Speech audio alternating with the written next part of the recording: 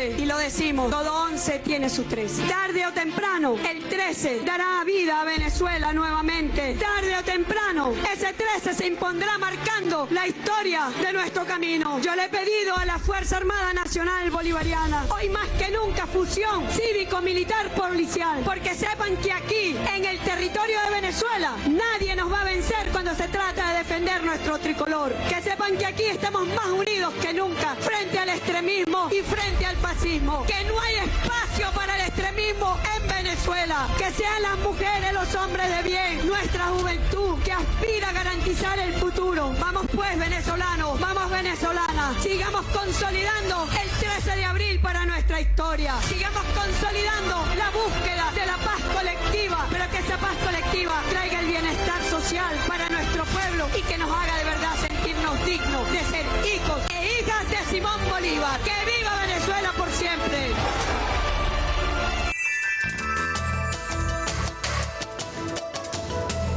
Que viva Venezuela por siempre. Bienvenidos a La Balanza. Estábamos escuchando en la voz de la presidenta encargada, la doctora Delcy Rodríguez, un emotivo mensaje a toda la nación, a todos los hombres y mujeres de la patria, para seguir construyendo ese 13 victorioso de paz que ha sido histórico y sigue manteniéndose en la historia y continuará dándonos la razón a través de la historia. Para este tema tenemos un invitado muy especial, se trata del doctor Fernando Giuliani, que nos acompaña, profesor de la Universidad Central de Venezuela, reconocido investigador, psicólogo social, y hoy nos acompaña, gracias doctor por aceptarse que tiene una agenda complicada, pero para nosotros es satisfactorio poder analizar estos temas. Ayer veíamos con esperanza al pueblo enalteciendo la bandera del 13 de abril, el 13 que significa victoria, frente a un hecho injusto, criminal, como fue el secuestro del presidente, en ese momento el comandante Hugo Chávez, el día 11 de abril, por estos factores extremistas, que no creen en los valores republicanos, que no creen en la institucionalidad, que no consideran el clamor popular, el clamor por la justicia, por una convivencia pacífica, por mecanismos de diálogo. Y en ese momento, claro, fue diferente, ¿no? Doctor Giuliani, digamos que el secuestro, por ejemplo, en este momento, el presidente Nicolás Maduro tiene otros matices, otro momento dentro de la historia, pero ciertamente en aquel tiempo, digamos que pudimos lograr el regreso del comandante Chávez muy rápido, porque no lograron sacarlo del país, que fue un elemento que lo diferencia de la situación actual, y pudieron retornarlo al poder. Y por supuesto aprendimos de eso, profesor, porque fíjese la reacción el 3 de enero ante el secuestro del presidente Nicolás Maduro, uno que ya se prevía un escenario de conmoción exterior. De hecho, el presidente Nicolás ya había dejado firmado el decreto de conmoción exterior. Y se preveía el escenario de cómo responder rápidamente para garantizar la continuidad constitucional. Son elementos que van diferenciando, pero ¿qué otros elementos considera usted que se debe analizar en estos dos momentos diferentes de la historia que tienen elementos también en común? En común, ¿cómo no?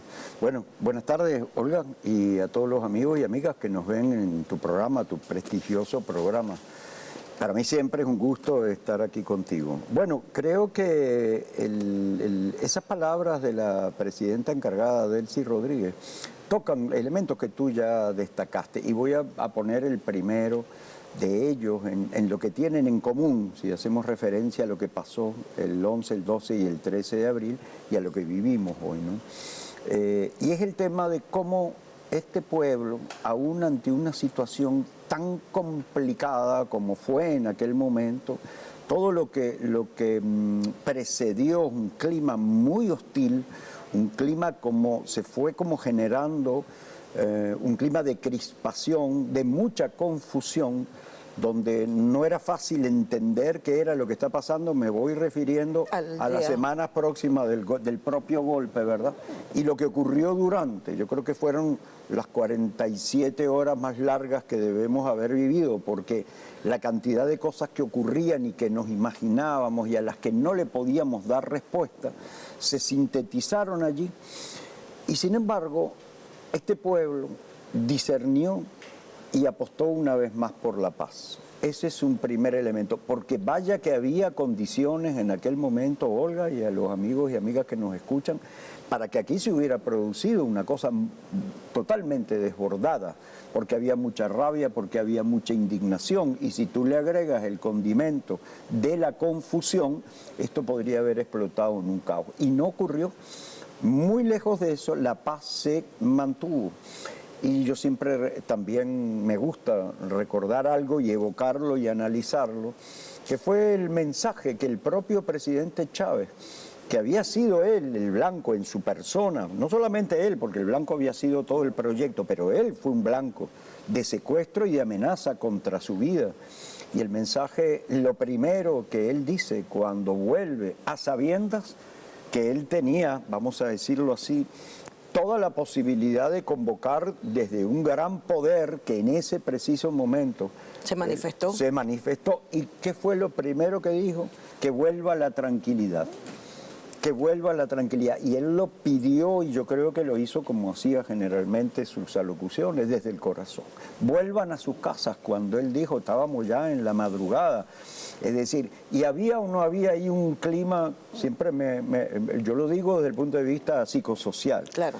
Si el comandante Chávez hubiera mandado una señal distinta a esa, quién sabe también qué hubiera podido ocurrir aquí. No porque el pueblo fuera una marioneta de su voluntad, sino que diríamos que la sensibilidad, la emocionalidad, el sentimiento colectivo es una cosa muy delicada, Olga. Es decir, una cosa colectiva cuando cobra fuerza es muy delicada. Y ahí el papel de un liderazgo que insistió en la paz a sabiendas que si no preservábamos la paz, no íbamos a preservar no solamente el proyecto político, no se preserva la patria. Ese es un elemento en común con hoy, creo que hoy amplificado en muchos sentidos, porque lo que vivimos hoy, si bien tiene en común el secuestro del presidente, lo cierto es que el contexto es bastante más complejo. Y sin embargo ahí lo estaba expresando la presidenta encargada. Y no solamente su palabra,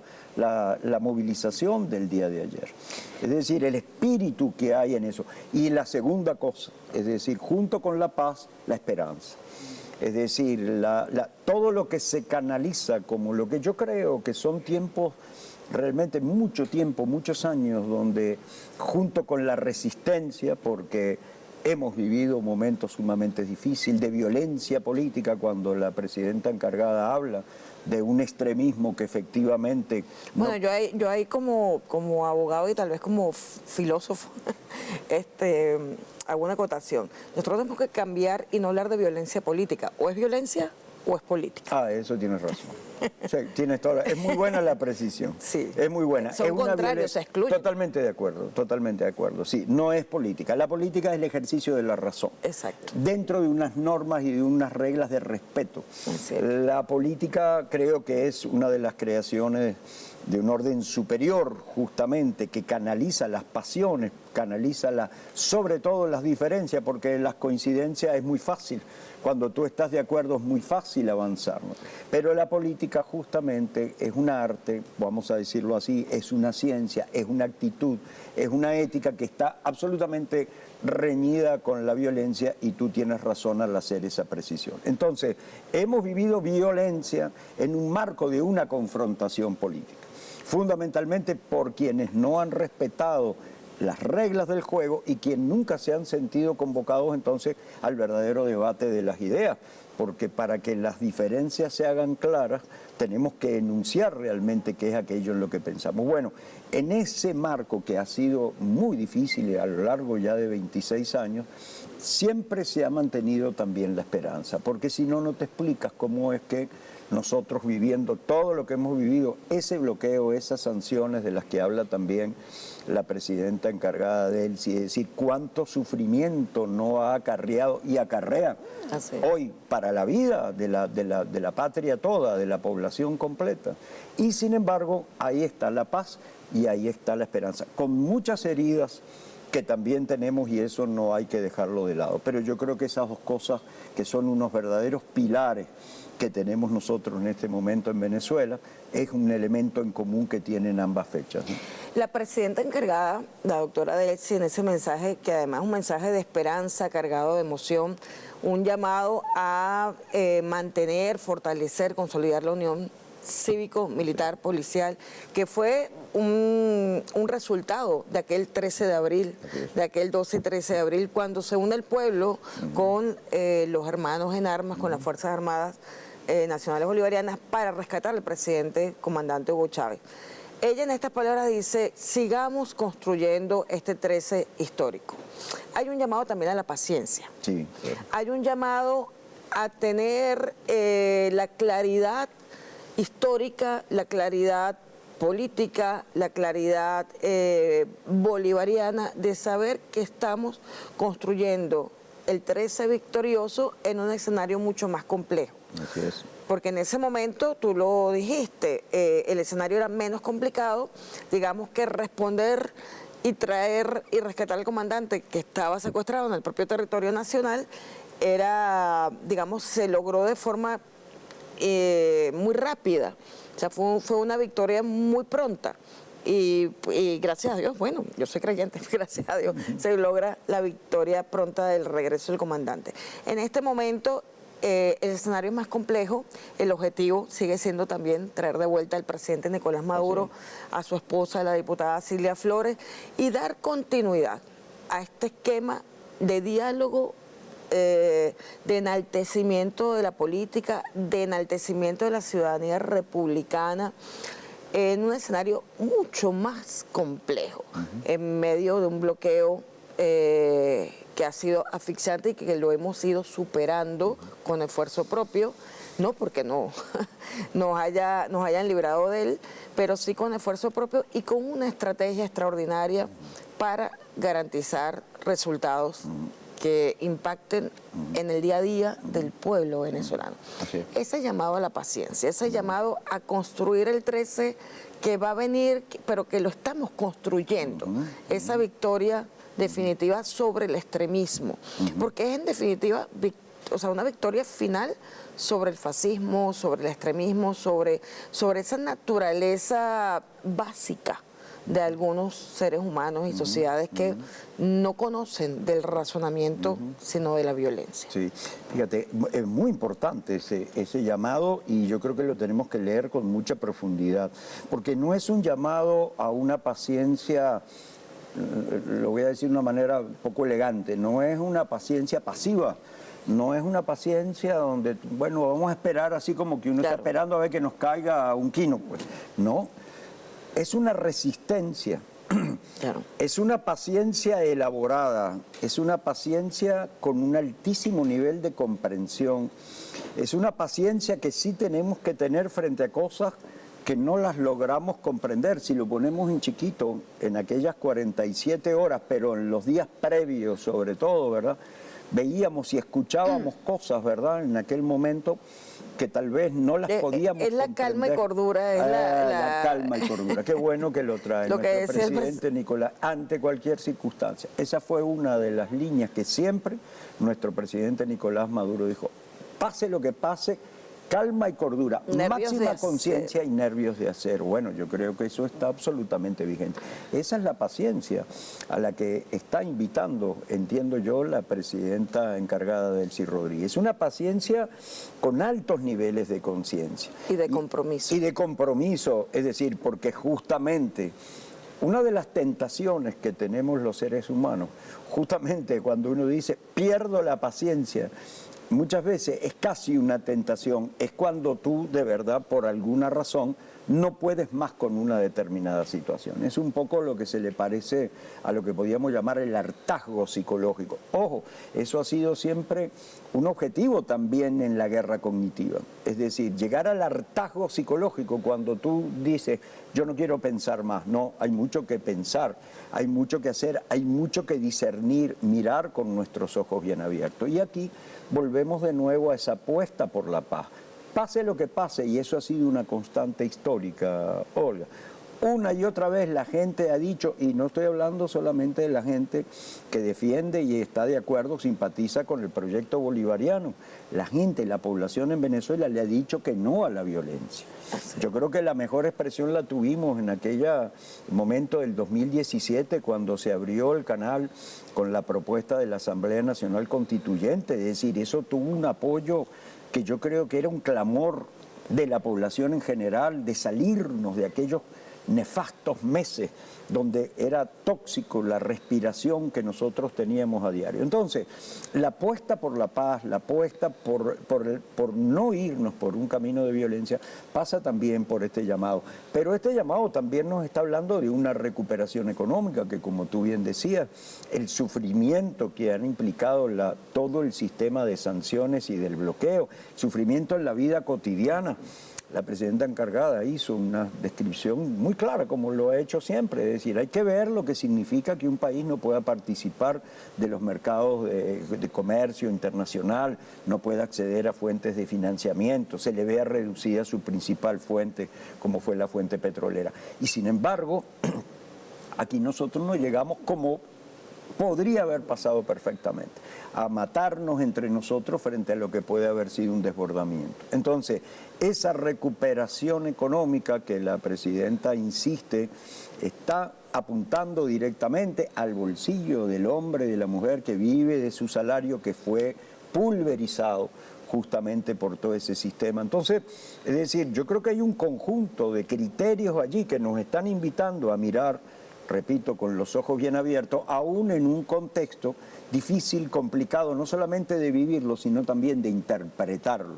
Así es. Es decir, a veces la duda, la desmoralización se convierten, es decir, en unas ventanas de vulnerabilidad, vamos a llamarle así desde el punto de vista psicosocial, frente a la cual el mejor antídoto siempre es la conciencia. Y es el encuentro, Olga, cuando tú te consigues, cuando tú te encuentras, cuando tú te juntas con la gente, como ocurrió el día de ayer, no solamente evocamos y recordamos, sino que además tú tienes ese contacto que viene ¿de qué? Nuevamente viene de la esperanza, es decir, a nosotros no nos estaba juntando ayer una sed de venganza contra nadie, ni queríamos emprenderla contra nadie. Una y otra vez es renovar la esperanza. Caramba, que todos queremos un país mejor, queremos un país con justicia social, donde aquí quepamos todos.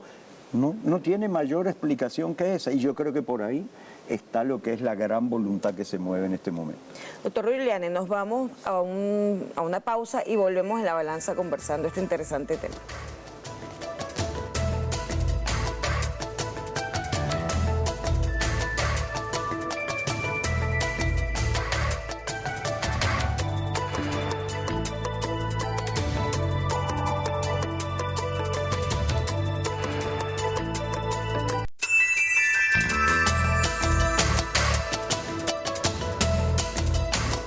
Continuamos en La Balanza conversando con el doctor Fernando Giuliani, psicólogo social, con una trayectoria extraordinaria como académico, investigador.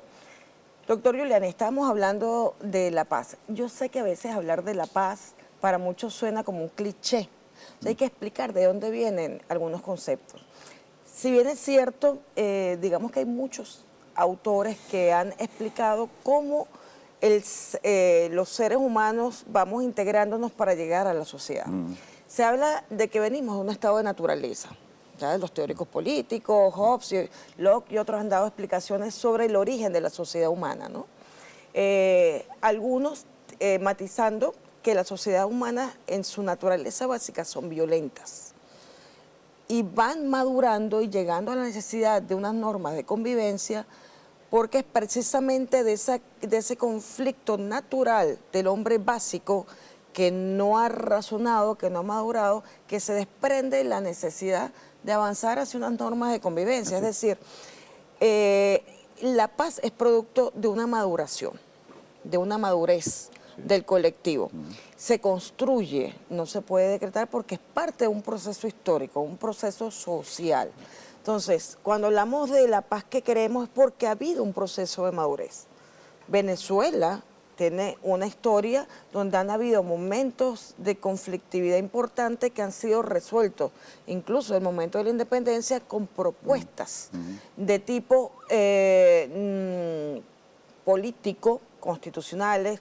En el momento de la independencia, bueno, plantear la creación de la república, que se fundamente en virtudes republicanas, que la justicia sea una de las virtudes que garantice la corrección de los vicios que puede haber en sociedad. Luego, en diferentes momentos, por ejemplo, en la constituyente del 99, también fue una respuesta a una situación de conflicto social, una gran crisis política, económica, que digamos que estalla en la década de los 80, en el 87 particularmente, con el Caracazo, y da paso a una constituyente que es una solución colectiva para garantizar la paz. ¿A través de qué? De unas normas y un pacto político. 2017, bueno, 2002 con las amnistías, el indulto del presidente, también son soluciones políticas para garantizar la paz. Además del diálogo, que siempre fue, digamos, un elemento permanente, los mecanismos democráticos, incluyendo la revocatoria de mandato como un ejercicio posible, etcétera, etcétera. 2017, usted lo menciona, un elemento impensado para solucionar un conflicto causado por este extremismo que quería violencia, desde su inmadurez como grupo, O sea, son básicos. O sea, si hacemos un análisis psicológico de esos grupos, están más cerca del estado de naturaleza que de una sociedad que alcance un nivel civilizatorio, que tenga un proyecto civilizatorio. Y el 2017 pues resolvimos en este momento igual, o sea, ante una situación terrible como el bombardeo, la apuesta y la propuesta sigue siendo a mayor madurez, mayor diálogo, mayor nivel del discurso y del debate político. Es decir, se está exigiendo al pueblo de Venezuela, desde el pueblo de Venezuela, madurez política, diálogo por sobre todas las cosas. Y esa es la paz, o sea, ese proceso. Cuéntanos cómo interpretarlo, porque podrá haber quien desde su querer tener la razón y desde un ego enaltecido diga, no, pero esa no es la vía, porque no tiene la madurez. Quizás hay sectores con buenas intenciones, pero con poca madurez, que no entienden que esta es la vía, que no hay otra vía y que tenemos que construir ese 13. Bueno, menudo tema, ¿no? Digamos, la conformación de la sociedad humana, tú ya lo dijiste, tiene un trazo muy largo en la propia historia de la humanidad. Son grandes logros, es decir, las sociedades actuales podrán tener, como de hecho la tienen, 1000 imperfecciones, pero el vivir en sociedad de por sí es una gran conquista que ha hecho la especie humana. Después podemos discutir todo lo mejorable que hay allí. Ahora, la vida en sociedad sin reglas no es pensable. Y ahí está el ejercicio de la política que convoca cómo se utiliza el poder bajo un conjunto de reglas. Esa tentación en el humano, vamos a ponerlo en términos muy rápidos, individuales, más que la tentación es como la posibilidad, algo así como hay como un potencial en el ser humano que apunta indudablemente al actuar de manera violenta, no una tendencia a la violencia por la violencia, pero una vía para que el ser humano satisfaga su necesidad puede resultar violenta. Cuando tú operas nada más sobre el ambiente, es decir, puedes poner ahí una determinada fuerza. Un detonante. Sí, cómo no. Entonces, bueno, caramba, las sociedades son muy complejas, hay demasiados intereses, demasiada diversidad, etc. Entonces, ese potencial de violencia está en toda sociedad, por diferentes cosas, por la exclusión, por la diversidad de posibilidades que tenemos, de gustos, de preferencias, de ideas, y tú agregas un elemento que también desde el punto de vista humano es muy sensible. Eso que llamamos el ego, es decir, la capacidad que tenemos que tener para equilibrar aquello que yo lo quiero hecho a mi medida, pero que viviendo en sociedad lo tenemos que negociar. Y eso está hoy por hoy, como ayer y como en el pasado, esas cosas están todas conviviendo. Entonces, hay un llamado en este momento, yo creo que la valla está muy alta, ¿no? En el mejor de los momentos, diría yo, para elevarnos en cuanto a esa capacidad, no solamente para debatir, también para escuchar y también para asumir que tenemos que construir en la diversidad. Y yo esto no me canso de repetirlo, construir en la diversidad no significa que yo renuncie a lo que yo creo o a lo que yo pienso, porque no somos tampoco, no está bueno el hecho de que seamos como una especie de veleta. Entonces hoy pienso una cosa, mañana pienso otra, ¿no? Es decir, hay un elemento dentro del discernimiento de fidelidad a los planteamientos de uno que en sociedad y con las reglas del juego claras y basándonos en el respeto, te da la riqueza de la diversidad.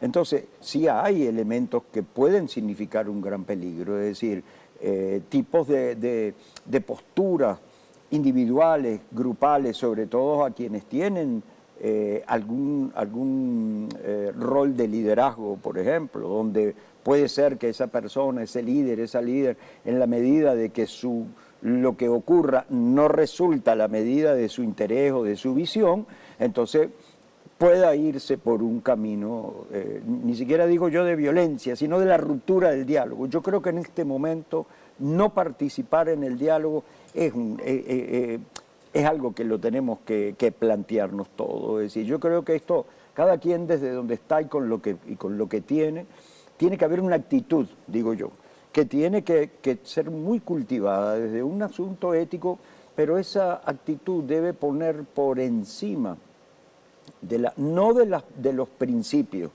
sino de mis expectativas, pues decir, tenemos que ver cómo construimos entre todas estas cosas. Entonces, ese tema del ego que tú mencionas, hay que tenerle cuidado. Yo creo que todos tenemos que tener cuidado, porque además no estamos exentos de pasión.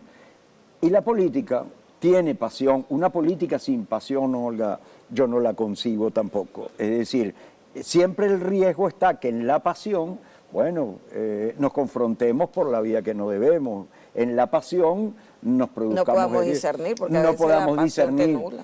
Y por la pasión tomemos a veces atajos, o por la pasión descalifiquemos por la pasión. O caigamos en guerras cognitivas. Por ejemplo. Asumamos... Sí. Entonces hay ahí una rueda peligrosa que si entramos todos en esa escala, y nos ha pasado en estos 26 años, claro. Nos ha ocurrido, a todos nos ha ocurrido, yo llamo, cuando hablamos de la reconciliación, llamo a que nos veamos en la vida individual. Uno no tiene un rol de liderazgo, pero en la vida cotidiana, ¿quiénes de nosotros no hemos tenido realmente enfrentamientos con amistades, con familias, etcétera? Entonces uno dice, claro que hemos vivido y estamos viviendo un tiempo con mucha pasión, y eso hay que reconocerlo, pero además ha tenido el ingrediente de grupos y de personas y de líderes que una y otra vez han querido llegar por la vía violenta, por la vía no constitucional, a tomar el poder. Esa es la realidad. Y entonces yo creo que en ese sentido tenemos que discernir muy bien cómo es que nosotros construimos ahora lo político, no ahora, porque eso ha sido siempre la intención, solo que en este momento, repito, estos llamados nos están invitando a que elevemos mucho más esa actitud y esa exigencia de tomar lo político, bueno, como el verdadero debate de ideas, bajo reglas muy claras que todos aceptemos, y bueno, yo creo que la diversidad tiene que brillar aquí, con un debate y con un intercambio, bueno, que más bien oxigene para que todo lo que represente esa pasión, las heridas, las frustraciones, lo que nos ha producido todo lo que hemos vivido en los últimos años, sobre todo lo que estamos viviendo en los últimos meses, vaya por el canal que tiene que ir. Es decir, que no de ninguna manera nos vayamos a derrapar ni una rueda que nos vaya a llevar a nosotros por otro camino, que lo decíamos al comienzo del programa, sería realmente un infierno. Tú haces referencia a un concepto que no lo mencionaste como tal, o creo que en algún momento en tu primera parte sí, que habla de sanar. Sí. ¿Okay? Estamos hablando de reconciliar, bueno, volver a los concilios. El último concilio que tuvimos fue el de 1999, en la Asamblea Constituyente, que decidimos un destino que era rescatar la doctrina bolivariana y continuar en ese camino con unos fines y objetivos muy claros que están en la Constitución. Y el elemento de sanar también está presente en la reconciliación. Sí, claro. En la amnistía, el elemento de sanar. El Estado afectado por una condición en que de diferencias que fueron dirimidas o quisieron dirimirse a través de la violencia, el Estado dice, un momento, vamos a un perdón, vamos a comenzar nuevamente, vamos a intentarlo nuevamente. Esa es un poco la convocatoria de la amnistía. Desde un perdón honesto. Es decir, entiendo que tengo que crear mejores condiciones aún porque tengo un compromiso magnánimo de crear mayores condiciones para el diálogo, mayores condiciones para el encuentro, pero tú, que fuiste perdonado por la amnistía, comprométete a ir a la política, a construir y ayudarnos a sanar mutuamente, porque tenemos muchas heridas. Claro. Digamos que toda esa campaña que hubo de criminalización de la izquierda, de criminalización de los que soñábamos con un mundo diferente, de justicia, que no se comprendió y nos criminalizaron. Eso es una gran herida. Todos los ataques que han habido a la economía venezolana, estamos hablando del golpe del paro petrolero, del acaparamiento, lo mencionaba la presidenta Delcy Rodríguez. O sea, nosotros no nacimos, esta situación no nace el 3 de enero. Nosotros tenemos una situación de mucho tiempo, digamos, sanando heridas viejas. El acaparamiento, el desabastecimiento, el bloqueo que... Dejamos de, lo decía la presidenta Delcy, la presidenta decía, dejamos de construir muchas cosas. Sí, claro. O sea, las familias dejaron de tener o de garantizar, por ejemplo, a lo mejor soñaba una familia con tener un terreno para producir para su propio alimento y no pudo tenerlo porque no tenía ni siquiera el dinero para poder conseguir el alimento diario. Entonces, dejamos todo lo que veníamos creciendo económicamente desde el 99, dejamos de tenerlo. Dejamos de tener prosperidad producto del bloqueo.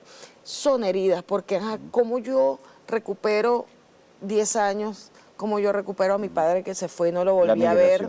La migración. Por ejemplo, yo tengo un dolor, una frustración muy grande que digo, mi padre se tuvo que ir por salud, porque no había los medicamentos aquí, se tuvo que ir y no lo volví a ver y murió fuera, queriendo volver, pero el bloqueo no dejó que lo volviera a ver. O sea, esas heridas, yo estoy dispuesta a sanarlas. Tú estás dispuesto a sanarlas. La gran mayoría del pueblo venezolano quiere sanarlas y están haciendo todo por sanarlas. Pero hay todavía un sector, y lo decía la presidenta Delcy, todavía un sector que no entiende, primero que ellos fueron responsables de muchas heridas por usar la violencia como instrumento para obtener el poder.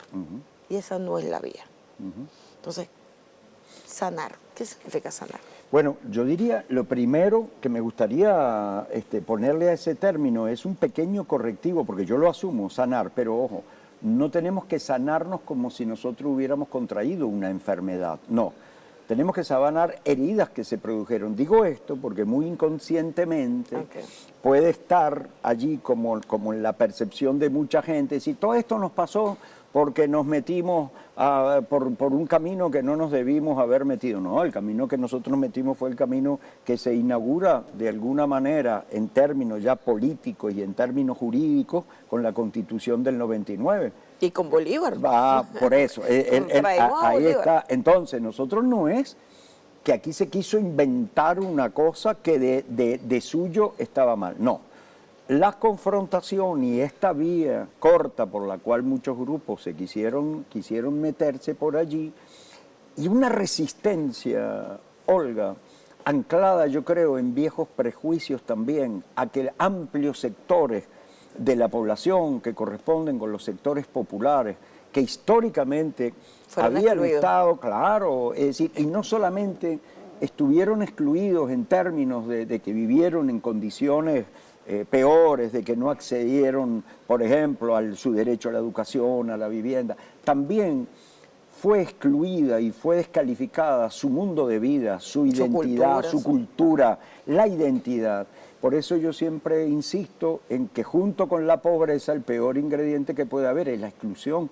Y nosotros llegamos a El finales, empobrecimiento, claro, la y exclusión. es la exclusión cuando, caramba, decir, vivir en condiciones de mucho recorte, ya de por sí es bastante grave, pero además cuando tú vives la exclusión, no solo lo que te excluye lo económico, sino de esto que estamos hablando, tu cultura, tu identidad.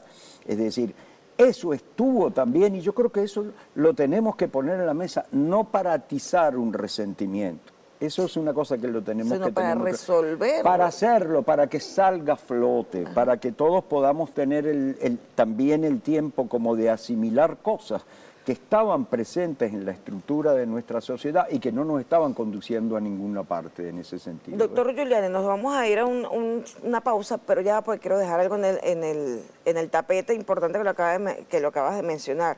Ciertamente no hay nada nuevo, digamos, nosotros venimos de Bolívar, de la doctrina bolivariana, refundando con Bolívar, pero hay un elemento que está continuamente presente y es el intento de obtener el poder a través de la violencia, pero no para administrar el poder, Sí, claro. sino para apoderarse de los recursos y entregarlos al extranjero. Son las mismas familias, los mismos nombres, que hoy vuelven a estar presentes, y es la apuesta que ellos tienen todavía de violencia, es lograr hacerse de los recursos. Nos vamos a un corte y seguimos con el doctor Fernando Giuliani.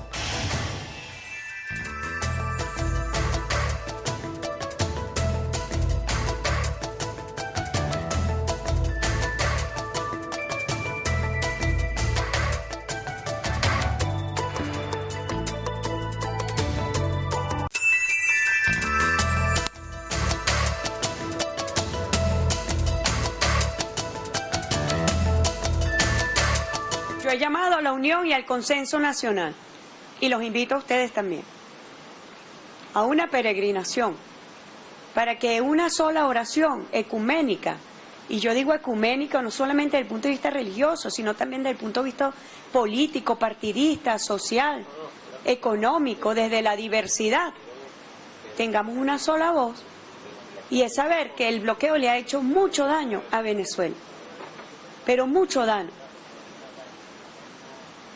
La industria de los hidrocarburos, que es sostén del ingreso de los trabajadores, perdió 642.000 millones de dólares. Que alguien aquí levante la voz y diga que Venezuela tiene derecho a las sanciones.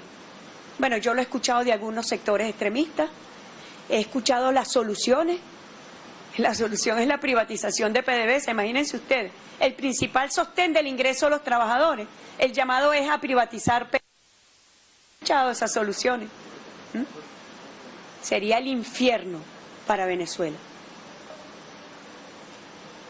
Sería nada lo que hemos vivido para lo que se promete en el futuro. Y por eso yo sí los estoy llamando a construir un futuro de verdad, sostenible para los trabajadores del país.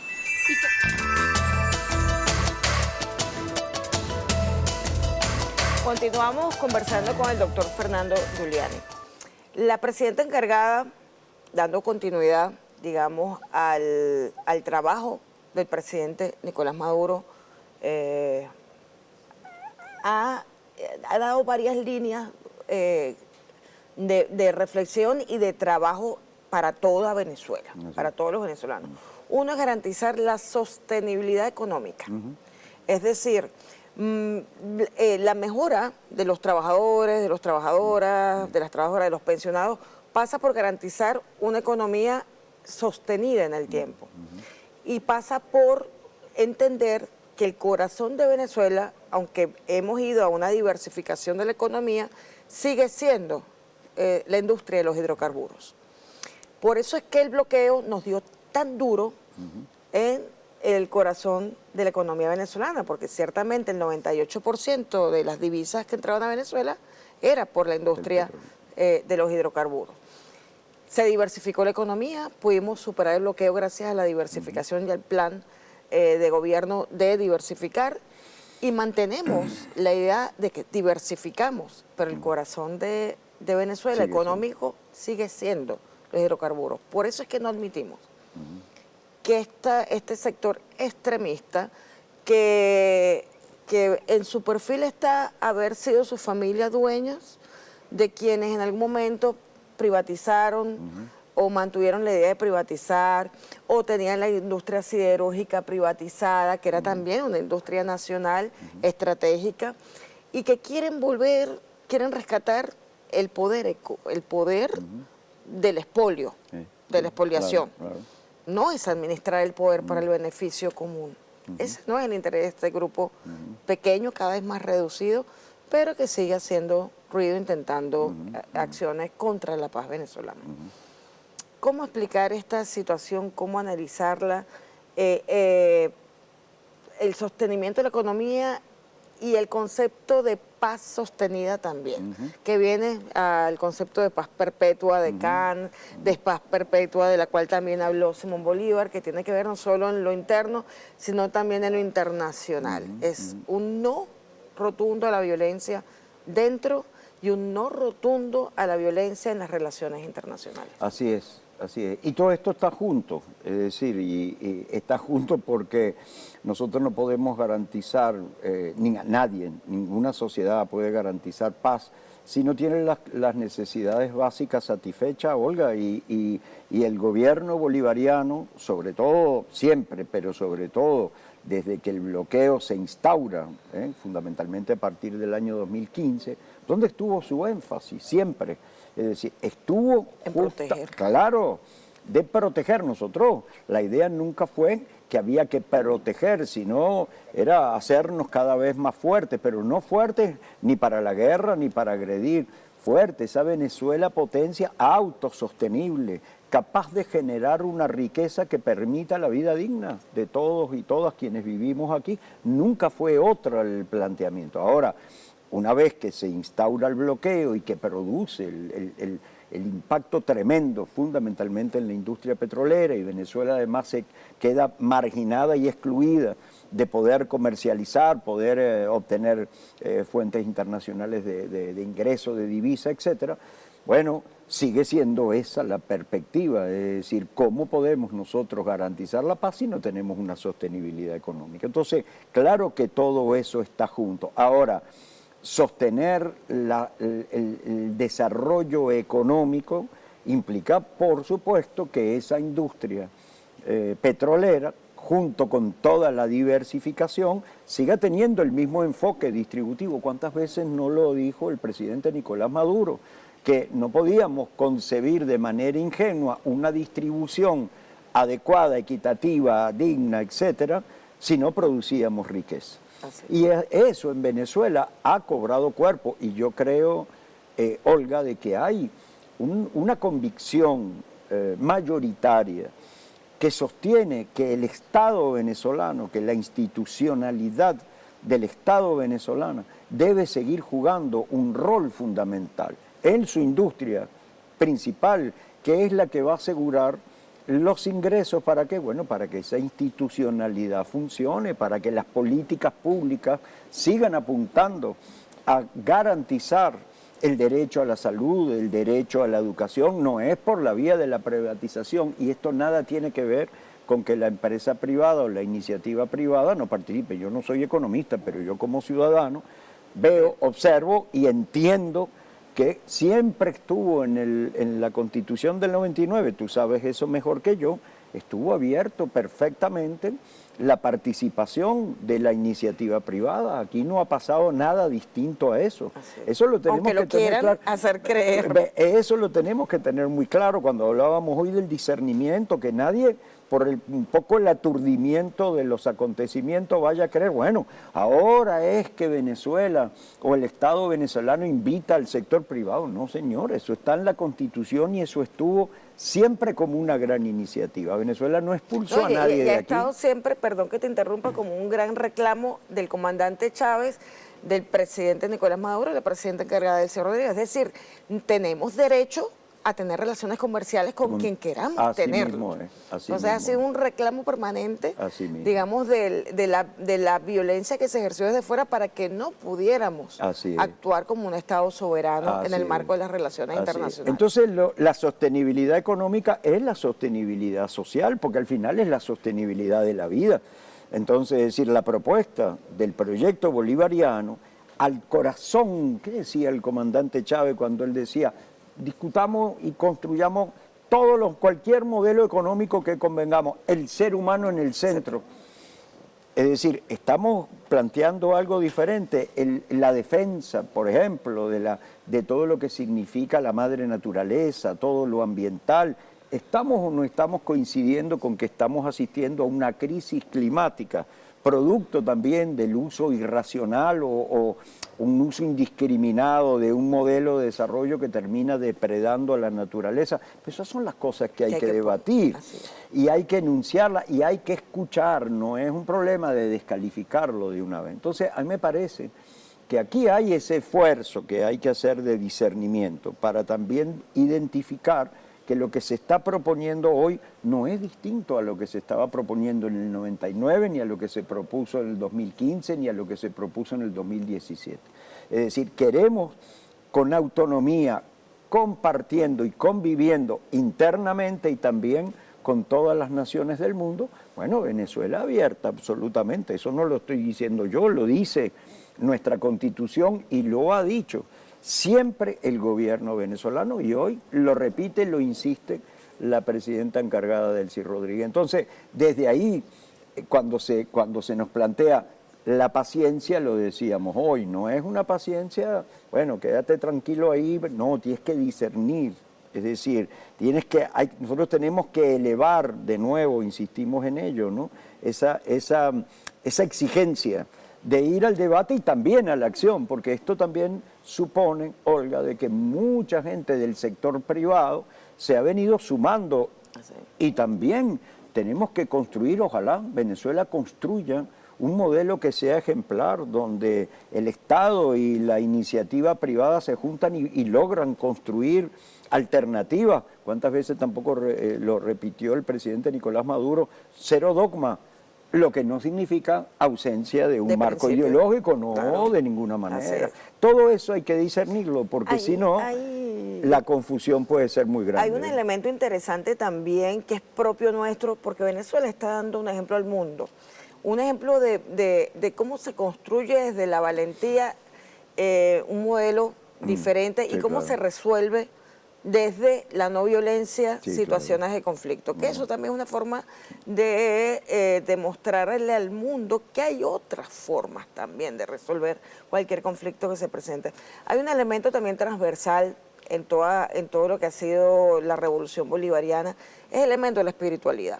Sí, claro. Que no hablo de la religiosidad, está presente, se respeta cualquier tendencia, cualquier grupo. En este momento sigue estando presente y vuelve a estar presente elementos y conceptos que tienen que ver con lo espiritual, con el amor al otro, con el amor a la patria, con esa carga que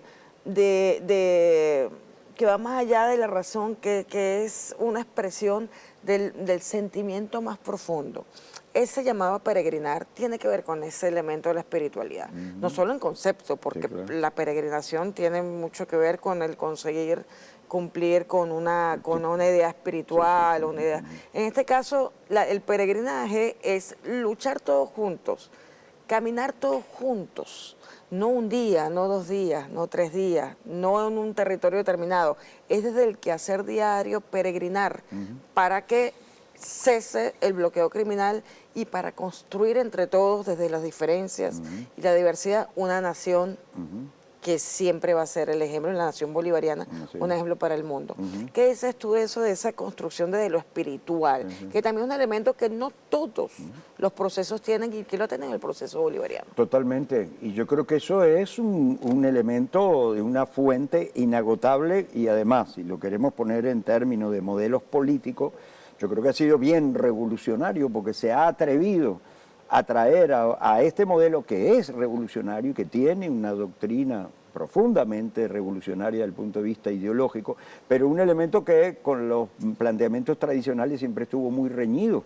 Bueno, yo lo puedo decir desde el punto de vista personal, yo porque provengo de una formación de izquierda, diríamos que bastante tradicional, ya de una vez las propuestas del proyecto bolivariano en la figura del comandante Hugo Chávez planteó cosas que de verdad a todos nos desafió y logró encontrar el camino en buena parte en esa espiritualidad. Es decir, yo creo que, bueno, allá los que estudien el chavismo como fenómeno no lo van a poder comprender sin ese elemento de espiritualidad que le pertenece al pueblo venezolano todo. Es decir, es justo decir que no fue una creación del comandante Chávez, yo diría al revés. Fue un rescate de la identidad él venezolana. Es producto de la esencia del ser venezolano.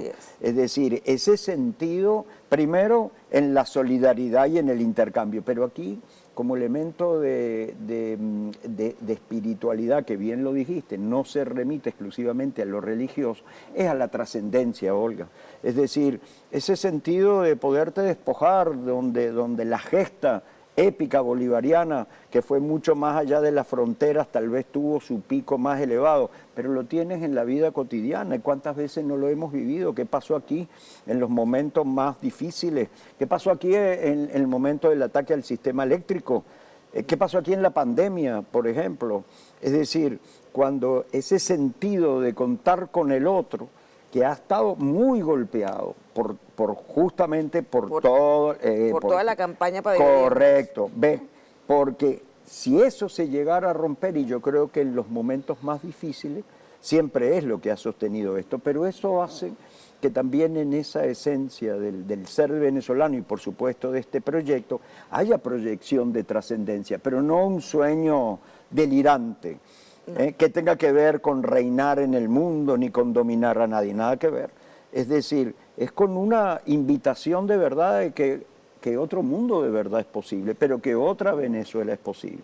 Y el comandante Chávez lo decía siempre, tú mismo donde estás, para que sea mejor tu barrio, tu casa, tu urbanismo, tu urbanización, tu universidad, nunca fue diferente a eso. Y yo creo que esa espiritualidad está en este deseo fundamental que tenemos de vivir en paz y de convivir. Yo creo que todos los esfuerzos que se están haciendo, ahí están. Inmediatamente se creó esa comisión para la convivencia, para la paz ciudadana. Es decir, la convivencia, Olga, ahí, con nuestras diferencias y con nuestras heridas. Pero ese elemento espiritual que pasa a ser conciencia. Es decir, yo creo que todos hemos aprendido también en ese sentido que conciencia no es solamente un ejercicio cognitivo, no, es también un sentimiento profundo que te trasciende. ¿Y dónde te trasciende? En tu vínculo con el otro, en el poder estar juntos, en el poder soñar juntos, con una direccionalidad. Entonces, yo creo que elementos para construir una convivencia que en este momento nos permita avanzar entre todos, los tenemos. Hay riesgos, hay obstáculos y hay dificultades y hay heridas, ¿no? Y ahí yo creo que todos tenemos que hacer un gran esfuerzo, porque heridas tenemos todos y todas. Las heridas no pertenecen solamente ni al chavismo ni a la oposición. A esto hay que darle una lectura compleja, porque lo dijimos hace un rato, ¿quién no tiene aquí un familiar que emigró forzado? ¿Por quién no lo tiene? ¿Y quién quiere tener un familiar? ¿Quién quiere que se vaya la gente del país? Yo lo digo como yo cogí finalmente Venezuela como mi país, pero soy un venezolano, digamos, integrado a este país que a mí me lo ha dado todo. Pero yo perfectamente puedo decir que nadie se debería ir de su país. Y esa es una herida que todos tenemos, ¿ves? Y yo creo que cosas como esa nos tienen que llamar, bueno, a que esas cosas no solamente no se repitan, sino cómo hacemos ahora. Para reconstruirlo. Sí. Y lo primero es que lo tenemos que reconocer. Ahí hay un punto importante, reconocer que hay heridas en todos y todas y que de alguna manera este tiempo duro, difícil, cargado también de pasión, cargado también de atajos y de estrategias por fuera de las reglas democráticas, bueno, han generado, digo, hay que rectificar eso. Así. Y la rectificación tiene que ser un acto sincero, es decir, tiene que ser un propósito real de enmienda. Así es. Entonces yo creo que caminos para eso hay, y yo creo que en el ser venezolano y en la experiencia que tenemos de vida hay muchos recursos para eso, pero nos tenemos que juntar. Así es. Doctor, nos tenemos que despedir porque ya llegó el momento de retirarnos del set, de acabar este extraordinario encuentro y reflexión. Yo agradezco mucho sus palabras, quiero tenerlo nuevamente. Yo creo porque este es un espacio que hay que seguir trabajando. Estoy muy de acuerdo, sí. Sobre todo Bueno, porque Venezuela está convencida del reconocimiento de toda la situación, de la necesidad de seguir trabajando por la paz, por elevar el nivel de la política, y eso también pasa por reflexionar sobre fundamentos e intercambiar ideas. Y Muchísimas escucharnos, ¿no? Gracias a ti, doctor Olga, y Giuliani. gracias a todos. Gracias a todos ustedes. Espero que hayan podido también compartir en familia estas reflexiones. Feliz tarde.